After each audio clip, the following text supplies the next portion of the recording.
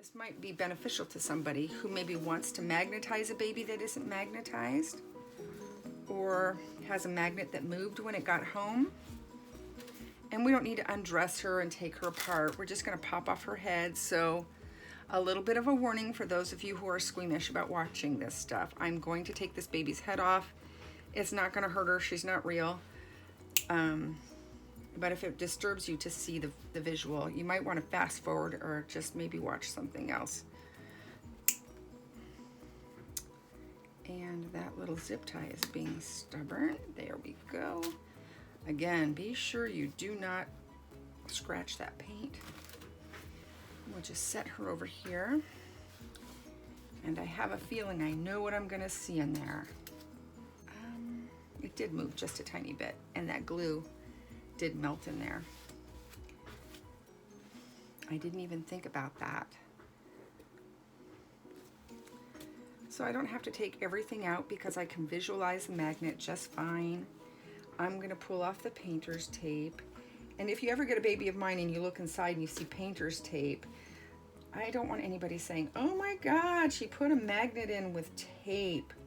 I put a magnet in with E6000, but I added the tape so that the magnet wouldn't move. You know what I might do? I might take it out and just reset it. That's probably going to be the easiest thing. Yucky, it's all boogery. Let me grab another magnet. I can clean that magnet off and reuse it, but I don't want to do it right now. Let's get her a fresh magnet. The magnet's built in. They were smart and put the magnet back here. And I want to find out which side is sticking. So I pop it on there. And now I know which side I want to put the glue on. I want to put the glue on the side that's sticking to the pacifier, not this outside, the inside. That's the part that will touch the baby. And I use E6000 to do that. Just a little clump of it. Balancing act. And this passy will show you where it wants to be. So while I've got my finger on the magnet so I can maneuver it if I need to, I find out where the sweet spot is. That's it. I'm gonna turn the baby this way. Let me see. I just have a feeling it moved a little bit. Make sure that magnet is right where I want it. I'm gonna grab some blue painter's tape. Now I know a lot of people don't use this or don't tape, but I do. And I probably don't even need to right now because her head's already stuffed. It's not like that magnet's gonna get knocked around. But I want it to stay put while the glue is drying anyway. And blue painter's tape, the adhesive that's on it is designed so that it doesn't mark a wall, it doesn't stain a wall. You can peel it off if you want to. It's not gonna hurt the vinyl on this baby. When I was in art school, I used this tape for everything. And so I always have tons of it. And so now I'm using it for the babies because they're art too, in my opinion.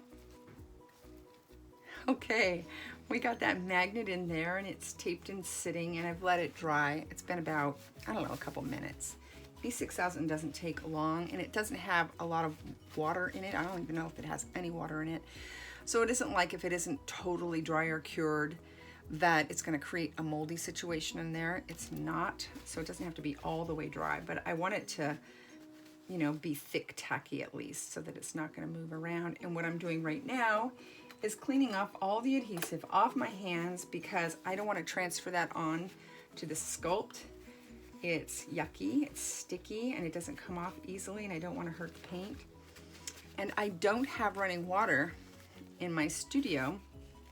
Not that I use it much anyway. I mean, if I'm painting or I'm doing a project that requires water, I can bring in, you know, a tub of water or something.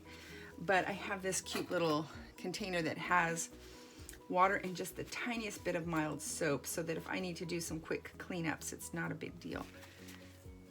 And it's sealed up so that if it falls over, it's not going to destroy anything that shouldn't have water on it. So you can see her passy is in the right place now. I'm going to put some of that stuffing over over that bag, and I like to push some in the face and under the chin. You don't want to overstuff that baby's head because their sculpt will get distorted. So if you're really shoving stuff in there, you know you've got too much. It should just be loosely in there. At least that's what I think. I don't know everything. That's just how I feel. Everybody has their own way. Let me pound that plug in. Sorry, baby.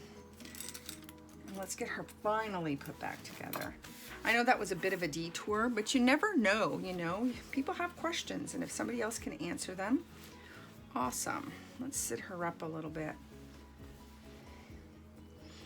And it's funny that, you know, she's kind of a newborn, so she really shouldn't be sitting up.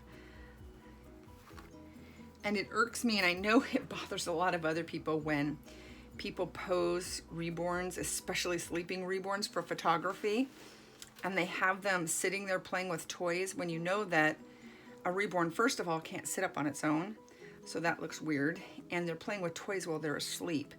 It's kind of creepy. So if you do that, don't do that. It's creepy. Oh, there's so many other cute ways to pose a newborn. They're just meant to be all cuddly.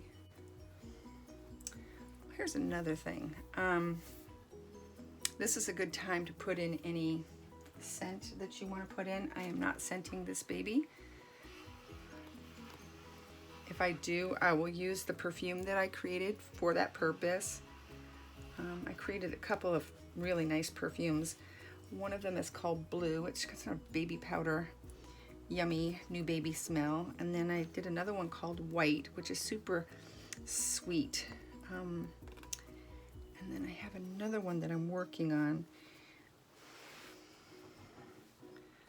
that'll be yummy too. Looks really good. Make sure that head turns freely. It does. Good girl. The nail clippers don't usually leave you with a sharp end. Well, they shouldn't, but sometimes things are sharp. It's easy enough to just readjust this fabric here at the neck and cover that, or grab a nail file